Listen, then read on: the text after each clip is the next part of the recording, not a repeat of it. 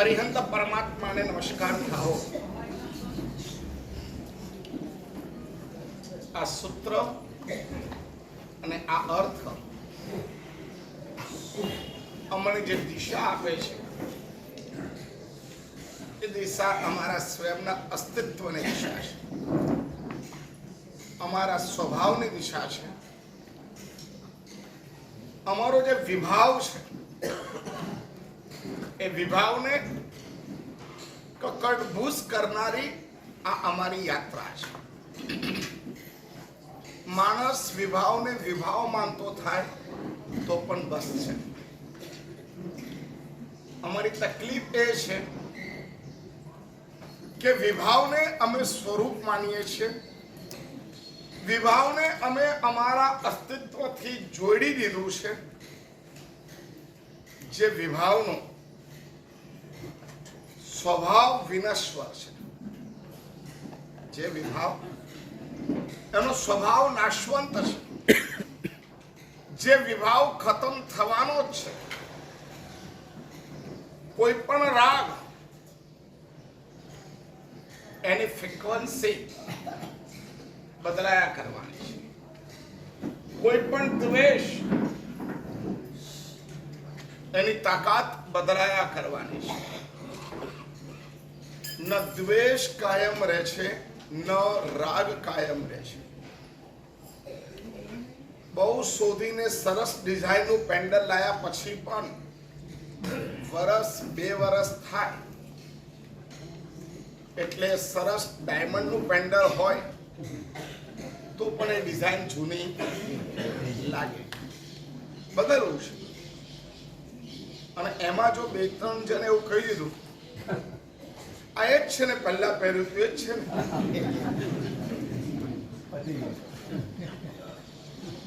હું લગભગ 2-3 વર્ષથી તમે જોઉં છું આનું આ પેન્ડલ હોય છે, આ એક માચિસ લગાડીને જતો પછી અમારા મગજમાં ચાલુ થઈ જાય હવે પેન્ડલ બદલવું પડશે। હે એવું કે પછી ઘરે જઈને નીતિશભાઈ મેનકા બેન કે હવે નવું પેન્ડલ, નવી ડિઝાઇન, નવો પ્રોગ્રામ, નવો અવસર, એમાં બધું નવું જોઈએ। એટલે મારો રાગ પેન્ડલ ઉપર હોય, રાગ ખાવા ઉપર હોય, રાગ કપડા ઉપર હોય, પરંતુ પર્યાયશીલ છે, બદલતો જ રહેવાનો। રાગ એક સરખો પણ રહેતો નથી, દ્વેષ એક સરખો પણ રહેતો નથી। પર્યાય એની અસર વિભાવ પર જબરદસ્ત કોટીની થાય છે અને છતાં પણ અમે વિભાવને બાજીને રહ્યા છે, અમે વિભાવને વળગીને રહ્યા છે। પરમાત્મા એ કહી રહ્યા છે તું તારા સ્વભાવમાં સ્થિર થતો જા, ધીરે ધીરે પર્યાયોની અસરો અમારા ઉપર ઓછી થવી છે। જે બદલવાનું છે એની અસરમાં જીવવાથી કોઈ મતલબ નથી, જે નાશવંત છે એના રાગમાં રહેવાથી કોઈ મતલબ નથી। ગમે તેટલું બંપાડીને રાખીએ અમારું ધારેલું થાય ખરું? અમારા ઉપર જ્યારે અમારું ધારેલું નથી થતું તમે બીજા ઉપર પણ એ ધારેલાની આશા રાખીએ છીએ। એટલા માટે સીધી વાત છે કે જે થઈ રહ્યું છે વિભાવમાં એ બધું કર્મ દ્વારા થઈ રહ્યું છે. નમો અરિહંતાણમ અમને કર્મ દ્રષ્ટા બનાવે. અમે અરિહંત દ્રષ્ટામાંથી કયા દ્રષ્ટા બની છીએ? કર્મ દ્રષ્ટા. કર્મને જોનારા થઈ છીએ. દરેક વિપાક પર્ટિક્યુલર કર્મને એક્સપોઝ કરે છે. દરેક વિપાક એટલે જે મને દેખાય, જે મને દેખાય, હા ઉદય, જે કર્મનું પ્રત્યક્ષપણું કરાવે એને વિપાક કહેવાય. ભાઈ આવું કેમ? તો આ કર્મના ખેલ છે. કર્મને આવું જ ગમ્યું કે આનો ચહેરો આવો જ થવો જોઈએ, આની આંખ આવી જ થવી જોઈએ, આનું કાન આવું જ થવું જોઈએ, આના દાંત આવા જ થવા જોઈએ, આનું બોડી લેંગ્વેજ આખી આવી જ થવી જોઈએ. કોણે નક્કી કર્યું? કોને નક્કી કર્યું? કર્મ. અને એ કર્મ પર્ટિક્યુલર આઠમાંથી કોઈ પણ કર્મને એક્સપોઝ કરે છે. નામ કર્મ આવી રીતના એક્સપોઝ થાય છે. યાદ શક્તિ જ્ઞાનાવરની કર્મને એક્સપોઝ કરે છે. ઊંઘ દર્શનાવરની કર્મને એક્સપોઝ કરે છે. રાગ દ્વેષ મોહની કર્મને એક્સપોઝ કરે છે. પછી બોલો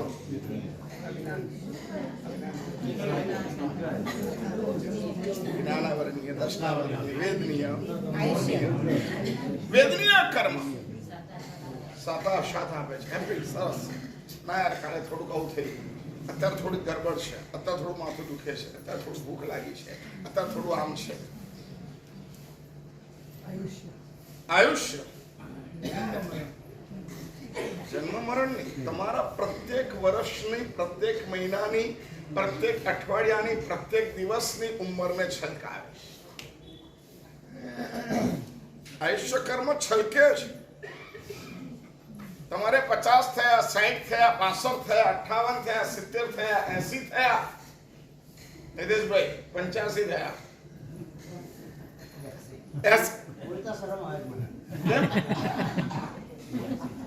કેમ ભગવાન મહાવીર કરતા વધી ગયા યાર? તમે ઓર વધી ગયા અને ગુરુ ગૌતમ ની નજીક પહોંચી રહ્યા છો. 1 વર્ષનો ફરક છે. એટલે આયુષ્ય કર્મ પણ છલકે છે, ઉદય છે. તમે ગમે તેવી તેલ માલિશ કરો, ગમે તેવા ક્રીમ લગાવો, ગમે તે બ્યુટી પાર્લરમાં જાઓ, ગમે તે કરો, ઉંમર ઢંકાવી શકો? હા, અઠવાડિયું 2-3 દિવસ ઢંકાવી શકો. તમારા મેકઅપની અસર હોય, તમારી ડાયની અસર હોય, 1-2 દિવસ, 1-2 વર્ષને છુપાવી શકો. એટલી વધારે ખબર પડી જ જાય. આ બધા કર્મના ઉદયો છે.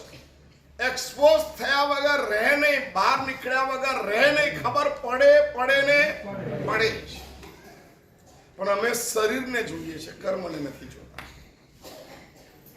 અમે બ્લેક વ્હાઈટ અમારી સ્કિનને જોઈએ છે, કર્મને નથી જોતા. અમે હાડકાને જોઈએ ત્યારે કેલ્શિયમ જોઈએ છે, કર્મને નથી જોતા. અમે દાંતને જોઈએ છીએ પરંતુ મારા નામ કર્મને નથી જોતા. સંગઠન, સંસ્થાન એ બધાને નથી જોતા. કે આ બધાનું મૂળ કારણ આ છે. વિપાકને જોવાની રસમ અમારી પાસે જો વધી જાય તો અમારી મોસમ બદલાઈ જાય. અમે વિપાક સામે આંખ આડા કાન કરીએ છીએ. અમારી સામે દેખાય છે પરંતુ મને એવું લાગે છે ચા નથી પીધી એટલે સુસ્ત થઈ છે. ના, આ નથી એટલે આમ છે, આ નથી એટલે આમ છે, એટલે વિભાવ નથી એટલે મને આમ છે, એવું અમે માનીએ છીએ. વિભાવ એ કર્મ છે. મારા કર્મમાં આવું છે અને આ ડોક્ટર પાસે જઈને 2 ગોળી લીધી, સારું થઈ ગયું. મારી 10 ગોળી પૂરી થઈ, હજી સારું નથી થયું. સમજ્યા?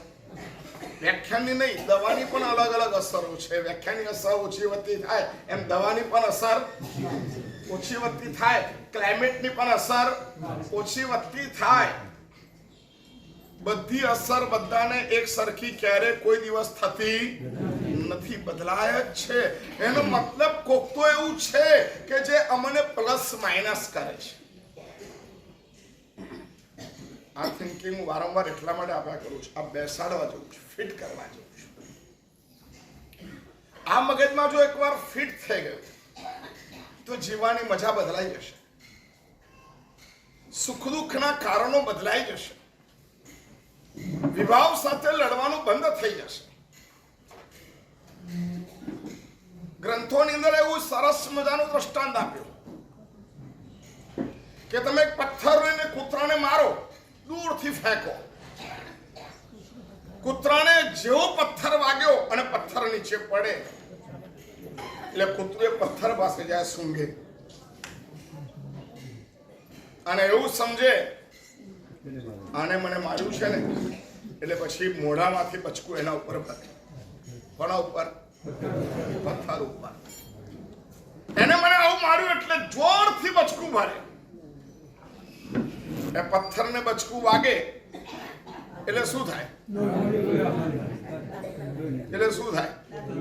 પથ્થરને કશું ના થાય, પણ એના દાંત ઢીલા પડે, એના દાંતમાંથી લોહી પડે. એકદમ ન હોય ને એકદમ કડક વસ્તુ આવી ગઈ અને એને બચકું ભર્યું એટલે એના મોઢામાંથી લોહી પડે. પછી મોઢું ઊંચું કરે અને જુએ, હા મેં બચકું ભર્યું એટલે આમાં લોહી નીકળ્યું છે, એટલે વળી બચકું ભરવાની કોશિશ કરે. કોણ કરે આવું બધું? અજ્ઞાન છે. ટૂંકી દ્રષ્ટિ વાળો વિભાવને ગાડો આપે, વિભાવને બચકા ભરે. આ માણસ ખરાબ છે. નહીં, કોઈ ખરાબ હોઈ શકે નહીં. ખરાબ અમારી સાથે રહેલા કર્મો છે. આ દ્રષ્ટિ કેળવાય ને એટલે ઓટોમેટિક ક્ષમતા આવે છે. બીજા ઉપરના એલિગેશનો બંધ થઈ જાય એટલે દ્વેષ ઓછો થઈ જાય, અને દ્વેષ ઓછો થાય એટલે રાગ ઓછો થાય.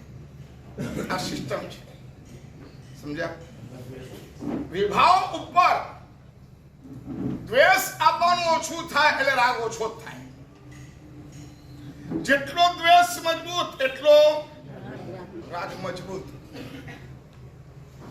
દ્વેષનું કારણ રાગ છે. દ્વેષનું કારણ કોણ છે? રાગ છે. તમે દ્વેષ ઓછો કર્યો એટલે રાગ ઓછો થઈ જાય, રાગ ઓછો કર્યો એટલે દ્વેષ ઓછો થઈ જાય.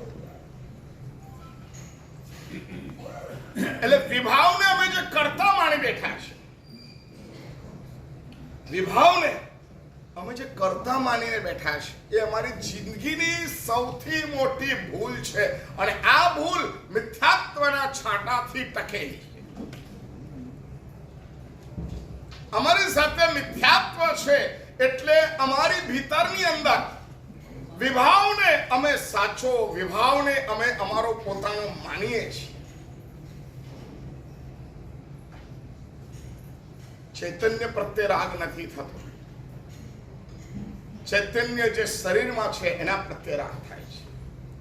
મારો દીકરો એક ચૈતન્ય મારી સાથે છે, એના ચૈતન્યની ચિંતા નથી થતી, એના શરીરની ચિંતા થાય છે.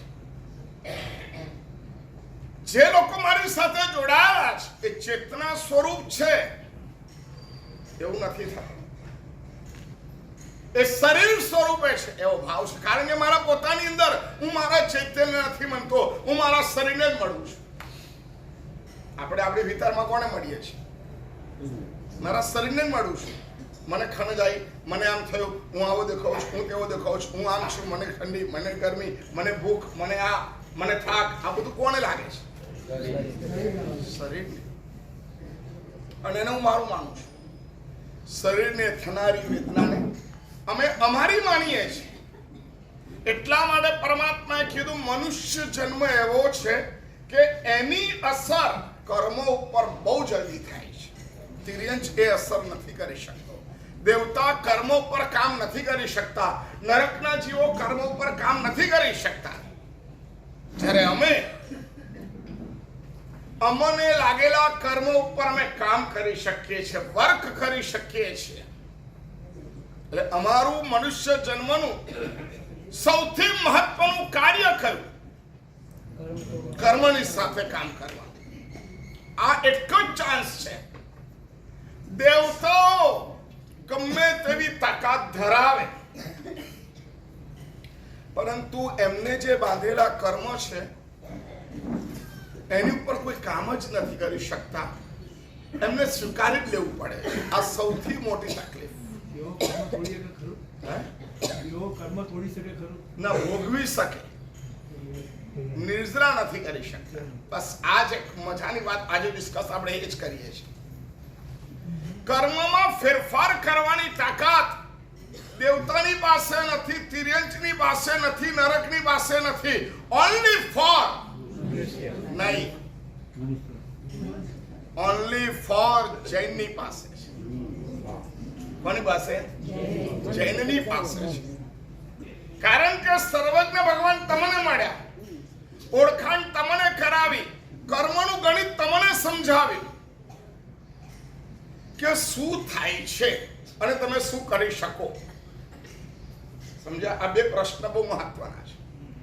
તમારી સાથે શું થાય છે, શું થયું છે અને તમે શું કરી શકો છો. આ ત્રણ પ્રશ્નો બહુ મહત્વના છે. શું થયું છે? અમારા અનંત જ્ઞાનમય આત્માને મિથ્યાત્વવશ, અજ્ઞાનવશ કર્મ ચોંટી ગયા છે અને અમારા ગુણોને ઢાંકી દીધું છે. આ થયું છે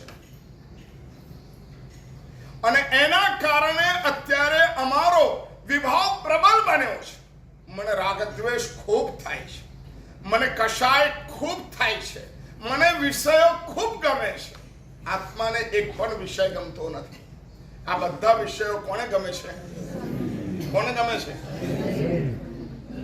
ચોજી પાછું શરીર. और अंदर जाओ, और अंदर जाओ. બોલો. મોનીય કર્મને ગમે છે અને મોનીય કર્મ મનને ઓર્ડર કરે છે.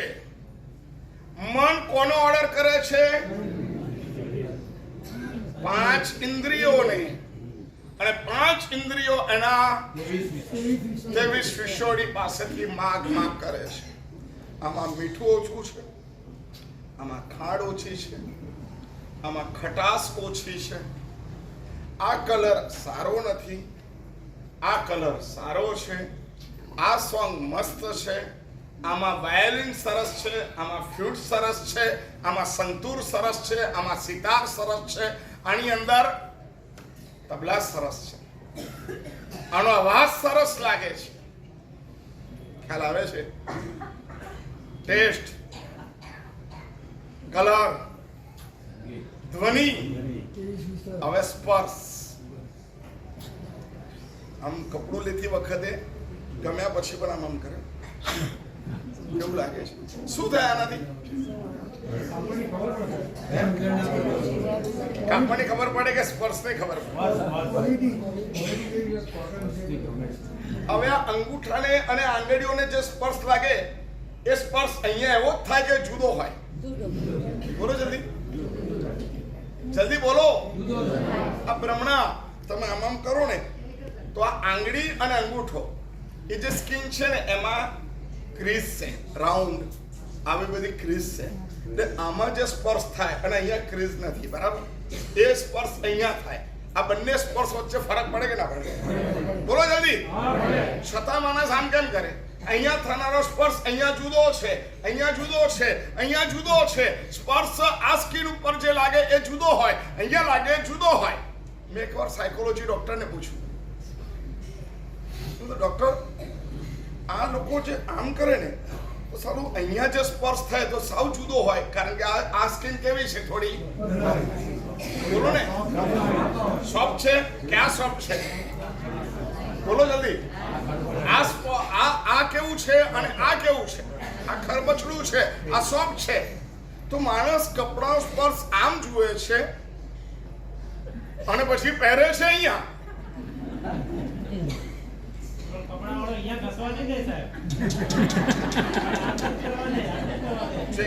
તમે આવું જેટલું કર્યું છે એના કરતા મારા બહેનોએ બહુ કર્યું છે.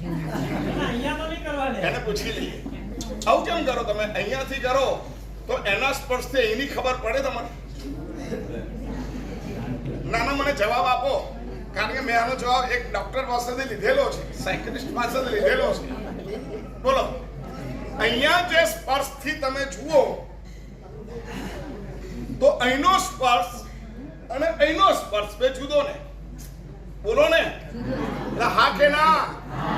બરાબર. તો પછી અહીં જોવાનું કે અહીંયા જોવાનું? અને જે આ જુએ છે એને તો ક્યારે કપડું અડવાનું જ નથી, પહેરવાનું અહીંયા છે. બોલો,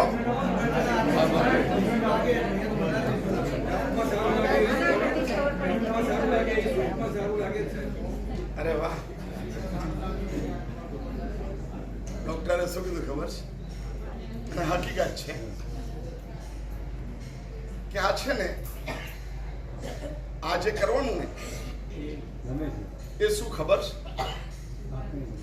એને સ્પર્શની ગતાગમ પડે કે ન પડે, પરંતુ એના ઈગોની ગતાગમ પડી.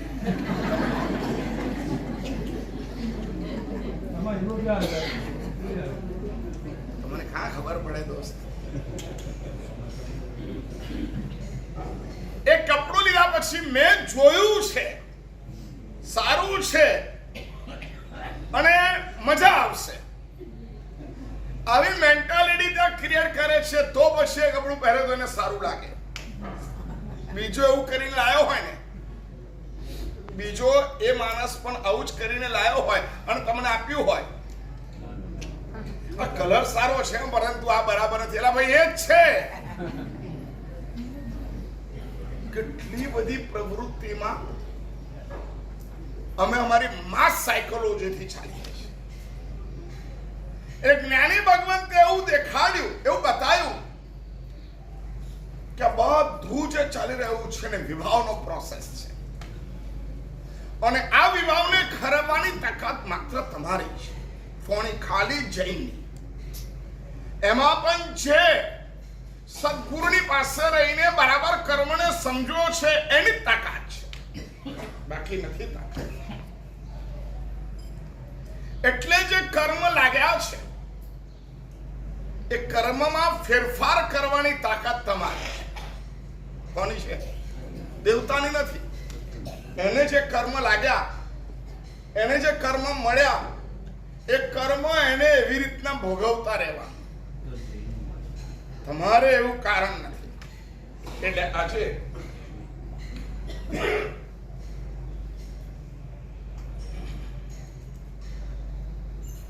હું કર્મના 8 કરણ સમજાવું છું. શું સમજાવું છું? 8 કરણ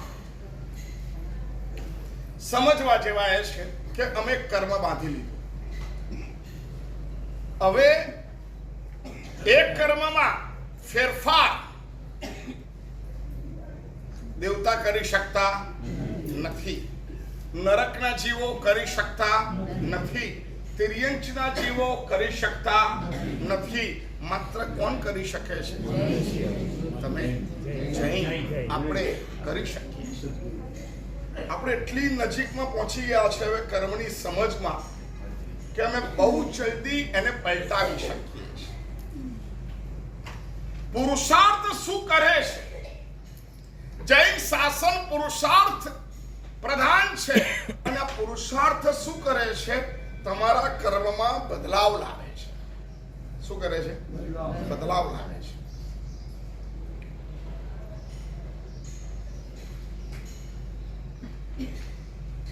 આઠ નામ લખી દો, પછી બોર્ડ ઉપર જો. પહેલું બંધ, બંધ. બીજું ઉદય, બંધ ઉદય. ત્યાર પછી ઉદીરના, ઉદીરના. શું આવ્યું? ઉદીરના. ત્યાર પછી સત્તા, સત્તા. ત્યાર પછી ઉદ્વર્તના, ઉદ્વર્તના.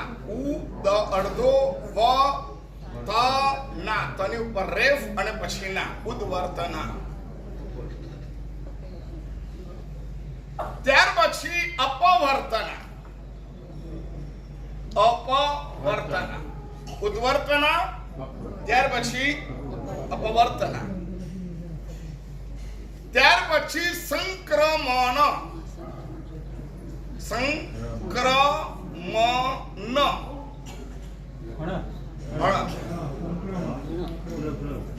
અને ત્યાર પછી ઉપશમના, ઉપશમના.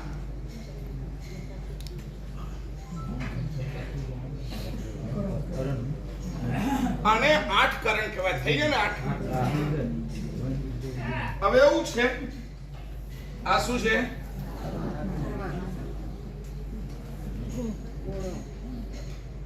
શું છે?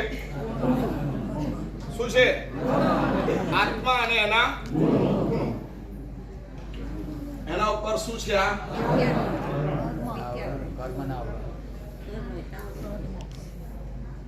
આ કર્મ કેવી રીતના લાગ્યા?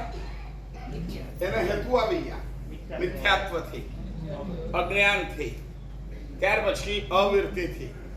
મિથ્યાત્વ, અવિરતિ, પ્રમાદ, કષાય અને યોગ આ કર્મને લાગવાના ચોંટવાના કારણો છે. લખવું તો લખી દે બરાબર.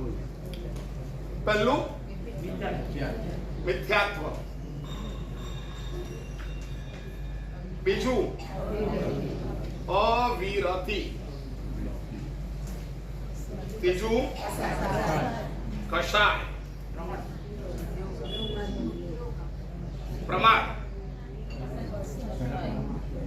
પ્રમાદ, ત્રીજું, ચોથું કષાય અને પાંચમું યોગ. સૌથી પહેલા શું હોય છે? મિથ્યાત્વ. વિભાવને પોતાનો જ ગણે, વિભાવને પોતાનો જ ગણે, વિભાવને પોતાનો જ ગણે, એનું નામ મિથ્યાત્વ. પથ્થર મને વાગ્યો, મને કોને માર્યું? પથ્થરે માર્યો. આ શું છે? મિથ્યાત્વ. સમજ્યા? મને શું વાગ્યું? પથ્થર. એટલે મારે હવે કોને કરોડવાનું? પથ્થરને. આને શું કહેવાય? હવે આની સામે સિંહ વૃત્તિ કીધી, આને શ્વાન વૃત્તિ કીધી. સિંહ વૃત્તિ એવી છે કે દૂરથી સિંહને તમે તીર મારો,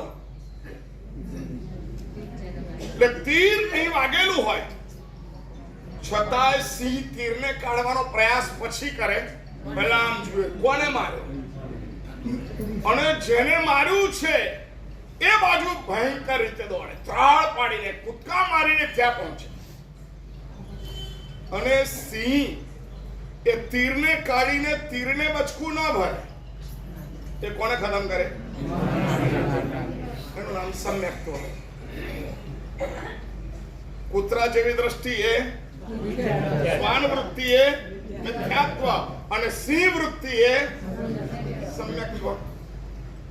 બીજું અવિરતિ, ત્રીજું પ્રમાદ, કષાય અને યોગ. આ 5 થી કર્મ તમારા આત્માને લાગે છે.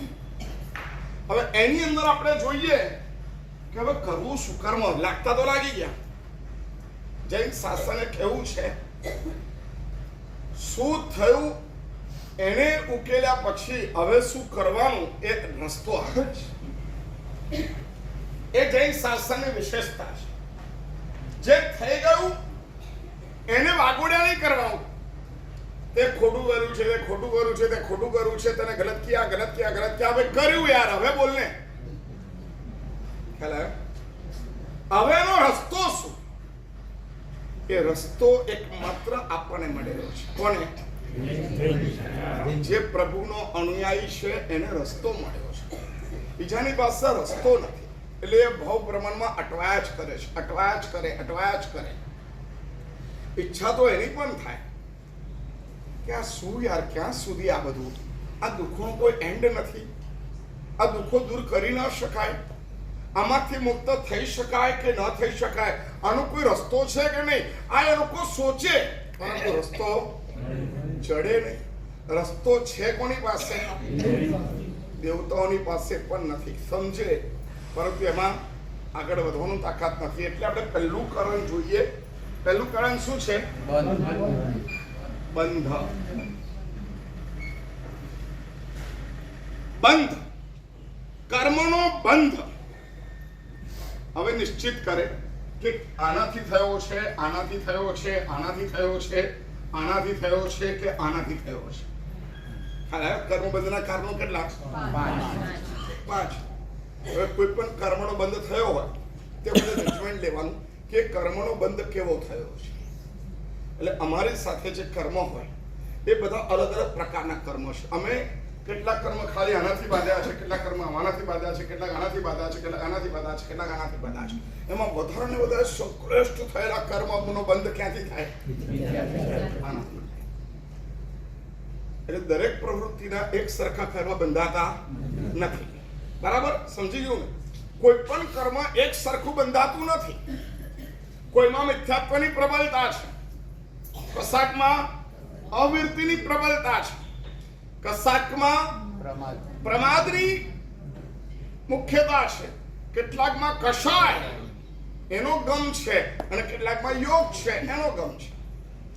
પરંતુ એક વસ્તુ યાદ રાખવું, આ પ્રબળ હોય તો આ બધું એની સાથે હોય જ.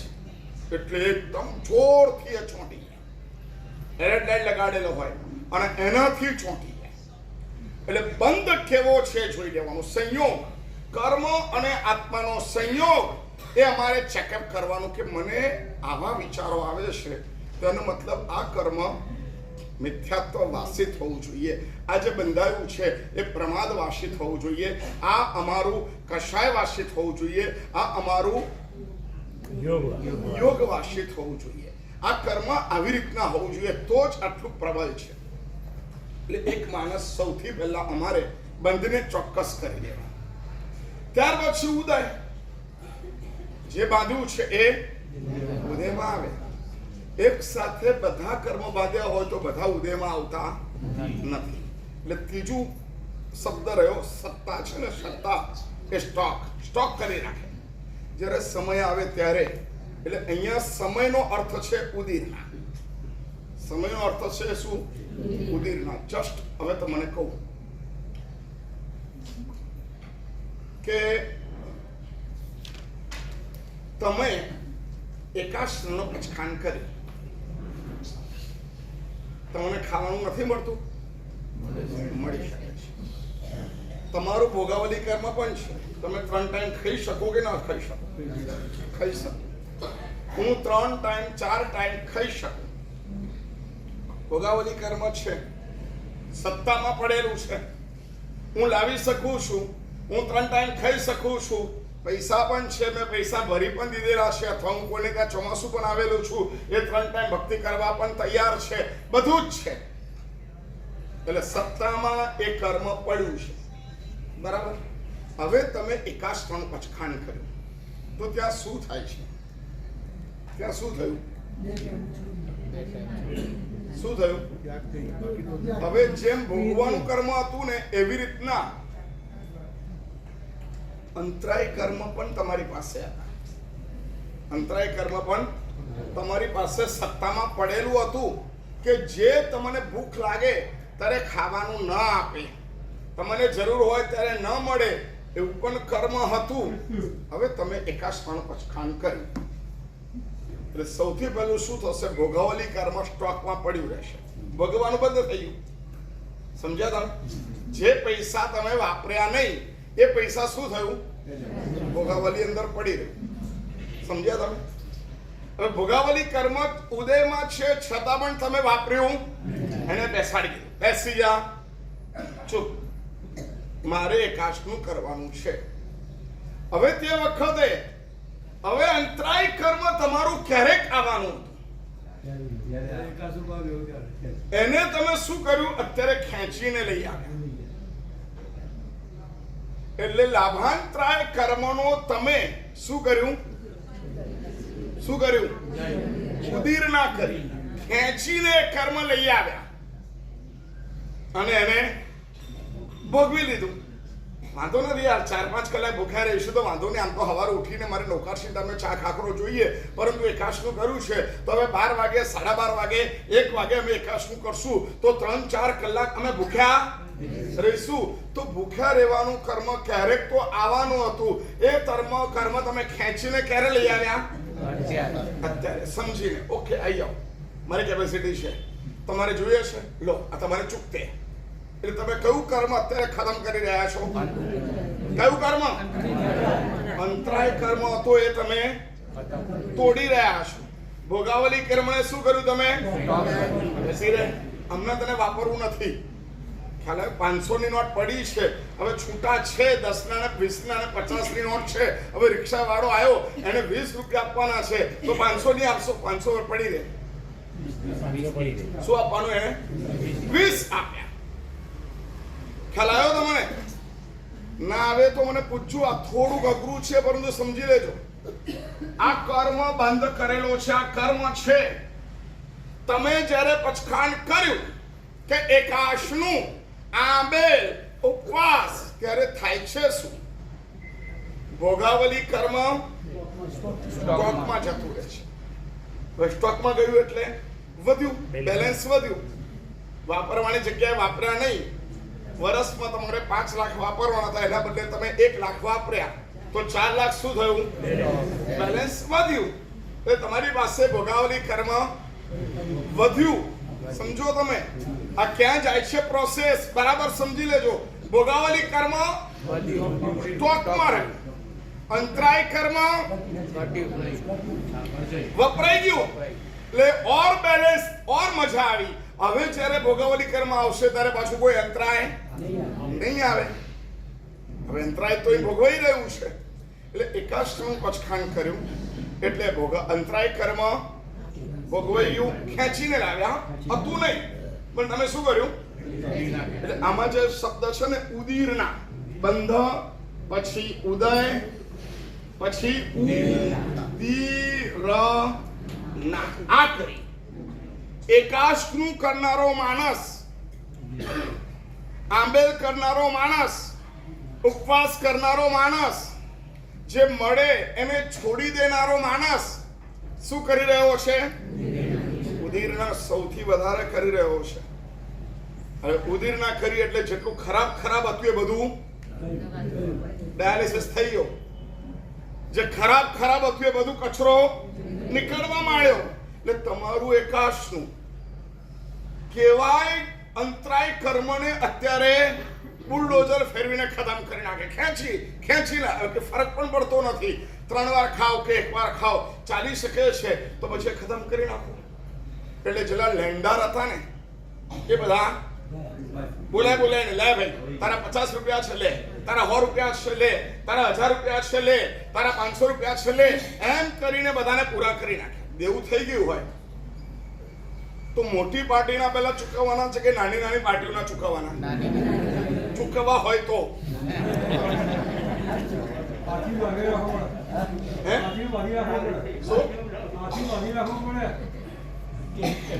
કોઈના 50 લાખ બાકી છે, 3 પાર્ટીના 50 લાખ રૂપિયા બાકી છે, અને 30 પાર્ટીના 2 લાખ, 3 લાખ, 5 લાખ આવી રીતના છે. ને અત્યારે તમારી પાસે 2 કરોડ રૂપિયા આવી ગયા. તો હવે તમે શું કરો?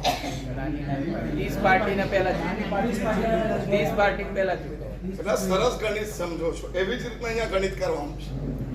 નાનું હોય ને ચૂકવતા રહેવાનું. આવી જા એકાશનું, આવી જા આંબેલ, આવી જા ઉપવાસ, આવી જા છઠ, આવી જા અઠમ. નાની પાર્ટી સાયલેન્સ થઈ જાય. આ 30 નાની પાર્ટી છે 5 લાખની અંદરની. હવે એ પાર્ટીને પૂરું કરવાની અંદર કરોડ રૂપિયા, 1.5 કરોડ રૂપિયા બહુ થઈ ગયા. ખ્યાલ આવ્યો? અને આયા છે કેટલા? 2 કરોડ. એટલે 30 તો ઉડાડી જ દે. ચલો તમે બંધ. હવે મોટી પાર્ટી કેટલી હતી? 3. કેટલાની હતી? 50 ની. હવે શું કરે? 3 ને 15 આપી. શું કરે? 15 આપી. હવે એ પણ બહુ બરાડા પાડે છે ને. લે 10 આપું છું. શાંતિ. હવે પાછા છે એ બેલેન્સ ધંધામાં લગાડીને કામ ધંધો ચાલુ કરે. શીખવું છે? બોલો. મસ્ત શીખવાડું દે. ઇકોનોમી તો ભગવાન મહાવીરે જ આપી છે. આ 10 ખરેખર કહું છું. અમે લોકો છે ને સુમનભાઈ, આટલો જ આ સંક્ષેપ લઈ આવો. કેટલો? આટલો જ. અને ફટાક કરતા કેટલા પડે? બોલો ને જલ્દી. રોકડો ધંધો યાર, એકદમ રોકડો ધંધો. આવો ધંધો કોઈ જગ્યાએ ન હોય. કેટલો મસ્ત ધંધો અમને આપ્યો છે ખબર છે? ઇકોનોમિકલ. ભગવાન મહાવીર અર્થશાસ્ત્ર એક ગ્રંથ છે, વાંચવા જેવો છે. ઓછા પાપમાં અમે અમારી આજીવિકા કેવી રીતના ચલાવી શકે એની પણ બહુ સરસ મજાની વ્યવસ્થા હેમચંદ્રાચાર્ય ભગવંતે ગ્રંથ રચ્યો છે અને એની અંદર બતાવી છે. ઓછામાં ઓછું ઇન્વેસ્ટમેન્ટ. શું કહું છું? ખાલી આ ધર્મની વાત નથી કરતો, ઇકોનોમીની વાત કરું છું. તો એટલે નાની નાની પાર્ટી, એટલે નાના નાના જે અંતરાય કર્મો હોય ને, એકાશનું, આંબેલ, આ બધું કરીને ખતમ કરી દેવાના. એટલે શું થાય? બંધ થઈ ગયો છે. પછી ઉદય આવે. તમારામાં ઉદય આવ્યો ભોગાવલી કર્મનો. સવારના 8:30 વાગ્યા એટલે ગરમ ગરમ ચાય. ના, મારે નથી પીવી, મારે ઉપવાસ છે, મારે એકાશનું છે.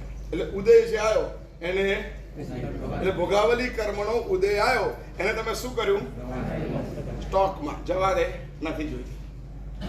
જ્યારે જરૂર પડે ત્યારે તારે યુઝ કરશું. પછી ઉદીરના. બીજું શું હતું? ત્રીજું ઉદીરના. એ ઉદીરના ખેંચી લાયા. ઉદીરના બધું હતું ક્યાં? સત્તામાં. ક્યાં હતું? તમે જે બી કર્મ બાંધો એટલે નીચે અંદર એક કોઠી છે, બધા પહેલા જાય એમાં ફડાક કરતા સત્તામાં જતા રહે.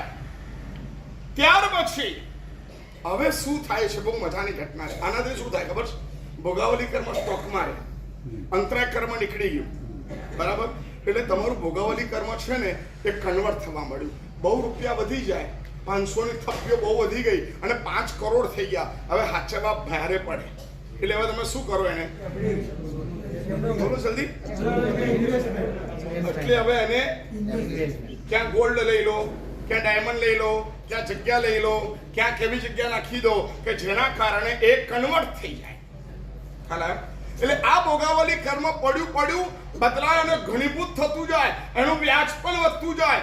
એટલે પછી તમે આજે જે એકાશનું કર્યું એના કારણે દેવલોકમાં જવાનું પુણ્ય થઈ જાય. એટલે ભોગાવલી પેલી જે ચામાં અને ખાખરામાં પૂરું થવાનું હતું એના બદલે હવે ક્યાં ગયું?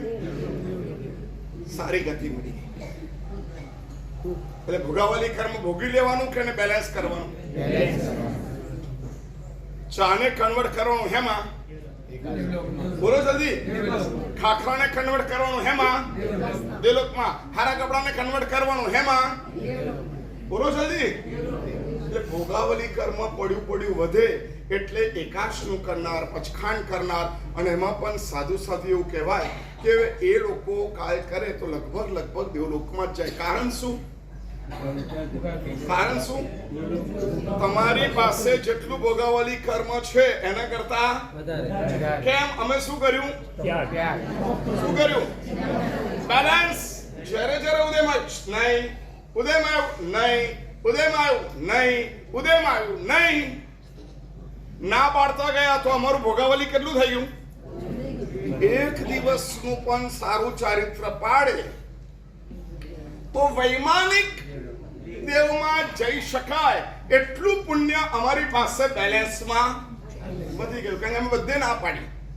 આ નહીં, આ નહીં, આ નહીં, આ નહીં, આ નહીં, આ નહીં, આ નહીં, બધું ના ના ના ના. તમે બધું હા હા હા, અમે બધું ના ના ના. પરિણામ શું આવ્યું? તમે મરીને અવશ્ય દેવલોકમાં જવાના એવી ખાતરી નહીં. સાધુ કાલધર્મ પામીને લગભગ 80, 95, 90%, 100% ક્યાં જવાના? દેવલોકમાં જવાના. ખ્યાલ આવ્યો કેમ થાય છે? કોણ? તમને ચિંતા છે? તમારે ચિંતા કરે. દેવલોકમાં ગયા પછી પણ અમારો ધંધો અત્યારે રહેવાનો. શું રહેવાનો ખબર છે? આદત આ પડી ગઈ ભોગને નકારવાના. એટલે ત્યાં જઈને પણ સાધુનો આત્મા દેવગતિમાં ગયો હોય તો એનો ત્યાં ધંધો કયો હોય ખબર છે? મહાવિદ્ય ક્ષેત્રમાં જતા રહીએ, ભગવાનની દેશકથા સાંભળીએ, નંદીશ્વર દેવ જતા રહીએ, અઠ્ઠે મહોત્સવ કરીએ, પરમાત્માના કલ્યાણકો છે ત્યાં જતા રહીએ, ત્યાં જઈએ, ભોગ સુખમાં રાચે નહીં, અને એ ન રાચે એટલે ત્યાંથી પાછું આવે ક્યાં? સારા. અહીંયા જે મળ્યું એના કરતા વધારે સારા. કારણ કે શું છે ત્યાં? ભોગાવલી કર્મ કન્વર્ટ થતું જાય. અને ત્યારે તો તીર્થંકર પરમાત્મા કે વિજ્ઞાન પ્રાપ્ત કરો તો કેવું એમને ઐશ્વર્ય. દેવાને પુણ્ય નહીં બંધાય. હા, આવી ચોથું પ્રવૃત્તિ કરો દેવાને પુણ્ય નહીં બંધાય. બંધાય ને? બંધાય ને? પુણ્ય તો બંધાય ને, એને પુણ્ય બંધાય, પરંતુ ઉદીર્ણ ન કરી શકે. એટલે 10 નું નથી, 51 નું નહીં, સામાયિક નહીં, કરમ બનતે નહીં, એ બધું ન કરી શકે. અને નંદીશ્વરથી બધે જાય ને તો પણ એનું એક શરીર ક્યાં હોય? દેવલોકમાં જ હોય. એ સંપૂર્ણ આશ્રમનો ત્યાગ, લખી દેજો, સંપૂર્ણ આશ્રમનો ત્યાગ દેવતા ક્યારે કરી શકતા નથી. એટલે ઉદીરના જેવી ઘટના સંપૂર્ણપણે દેવતા કરી શકતા નથી. ઉદીરના કરીને લઈ આવો અને કર્મ ખલાસ કરું એવું દેવતા વિશેષતા કરી શકતા નથી. એટલા માટે આ શક્યતા કોની પાસે છે? આપણે 10 નું કરીએ એટલે શું કરીએ છીએ? બોલો જલ્દી. ઉદીરના. હવે શબ્દ બદલવાના. 10 નું કરીએ છીએ એટલે શું કરીએ છીએ? ઉદીરના. કયા કર્મની? જલ્દી. અંતરાય કર્મની. કયા કર્મની? અંતરાય કર્મની. અને વળી પાછું એમાં જ્ઞાનાવરણીનો ક્ષયોપસમ હોય, દર્શનાવરણીનો ક્ષયોપસમ હોય, દર્શન મોહનીય કર્મનો ક્ષયોપસમ હોય. કેમ કે તમે પછખાણ કરો? ભલે ચાલશે. નૌકારસીમાં 4 ખાખા ખાય અને બેસનામાં 4 થેપલા ખાય તો શું થાય? તો બોલો કોણ ચડિયા તું? હોય બેસનામાં. કારણ કે ઊભો થયા પછી ભાવથી એકદમ ભાવથી વસ્તુ આવે ને તો બને શું કે હવે બપોરે, હવે સાંજે. પણ નૌકારસી હોય 4 જ ખા. હા, સારું હાલે. હવાર 4 જ ખાખરા ખાધા, ભૂખ તો છે, લાય ભાઈ. ગમે ત્યારે એ ચલાયમાન થઈ શકે. 10 નું હોય તો ચલાયમાન ન થાય. એટલા માટે જ્યારે તમે અંતરાય કર્મનો ઉદીર્ણા કરો છો ત્યારે જ્ઞાનાવરણીય કર્મની પણ ઉદીર્ણા થાય છે, દર્શનાવરણીય કર્મની પણ ઉદીર્ણા થાય છે, અને દર્શન મોહનીય કર્મની પણ ઉદીર્ણા થાય છે, અને ચારિત્ર મોહનીય કર્મની પણ ઉદીર્ણા થાય છે. સમજ પડી? એટલે એક બેસવું. હા. કેમ બોલો? પચખાન સમજ્યા? આપણે 51 નું કરવાનું છે, એક જ વાર ખાવા મળશે. જ્ઞાનાવરણી કર્મનો ક્ષયોપસમ, દર્શનાવરણીય કર્મનો ક્ષયોપસમ, અને એનું વિશેષ સામાન્ય અવબોધ, વિશેષ અવબોધ બંને થયો. બેનો 51 કરવાથી ફાયદો હશે, કર્મની નિર્જરા થાય. આ બધું આપણે જે બોલીએ એટલે દર્શનાવરણી કર્મનો પણ ક્ષયોપસમ. પછી શ્રદ્ધા છે, ભગવાને કીધું છે એટલે 51 નું બોલો તો ખરા યાર, કરવું જોઈએ. હા, 51 તો કમસે કમ કરવું જોઈએ. એટલે દર્શન મોહની કર્મનો પણ ક્ષયોપસમ. ચલો હું પચખાન લઈ લઉં છું, અને મેં પચખાન લીધું એટલે કયા કર્મનો? ચારિત્ર મોહનીય કર્મનો પણ ક્ષયોપસમ થયો. એટલે 1/51 નું જે તમે કર્મ બાંધ્યા છે એ કર્મમાં 1, 2, 3 અને 4 મિનિમમ, બરાબર.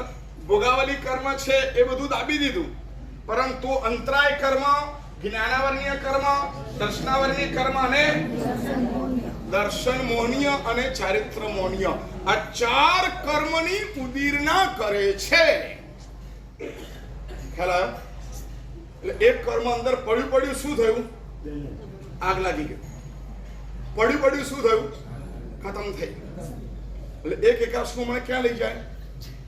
બોલો જલ્દી. દેવલોકમાં લઈ જાય. અને વધારે શુદ્ધતાથી અંદર કર્મ થોડા રહેલા હોય, અંદર કર્મ થોડાક જ રહેલા હોય, અને 1/51 કરી દીધું. જેમ કે કુરકુડ મુનિ, એને 51 ને એટલું બધું ઊંચા સ્તરમાં લઈ ગયા કે ધીરે ધીરે આ બધું ખતમ થતા આટલું જ બચ્યું. પણ એમાં પણ જ્યારે ભાત લઈને આવ્યા અને ભાત જ્યારે ખાવાનો વારો આવ્યો ત્યારે કર્મ એકદમ થોડા થોડા રહેલા હતા, એટલે ત્યાં ગાડી શું થયું? ધાડ ધાડ ધાડ અને ધાડ, ચારે ચાર ખતમ થઈ ગયા. કયા કયા ચાર?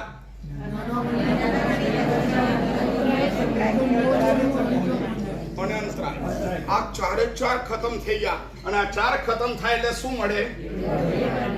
કેવળ જ્ઞાન. એમને કેવળ જ્ઞાન થઈ. એટલે એક એકાશની તાકાત. પ્રોસેસ શું થઈ? એકાશનું કરવાથી, બેસનું કરવાથી, નવકાશી કરવાથી, ઉપવાસ કરવાથી, પચખાન લેવાથી, સામાયિક લેવાથી, કરેમંતે ઉચ્ચારવાથી, કોઈ પણ પ્રકારે વિરતિમાં આવી જવાથી થાય છે શું? ચાર કર્મની.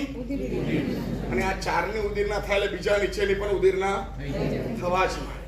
કારણ કે આ કોણ છે? બલવાન કોણ છે? આ મજબૂત છે. અને એ બલવાન જાય એટલે નીચેના બધા જાય. એટલે આપણે આજે એક બંધ, બીજું ઉદય, ત્રીજું અને ચોથું. આ જ્યારે થાય ને એટલે બધું આવીને પહેલા અહીંયા મળે. આ પાંચ દ્વારા કર્મનો બંધ થાય. બંધ થાય એટલે બધું જતું રહે સત્તામાં. ત્યાર પછી ધીરે ધીરે એને જેવું શરીર, એને જેવી ગતિ મળી હોય એ પ્રમાણે ઉદયમાં આવે. સમજ્યા તમે?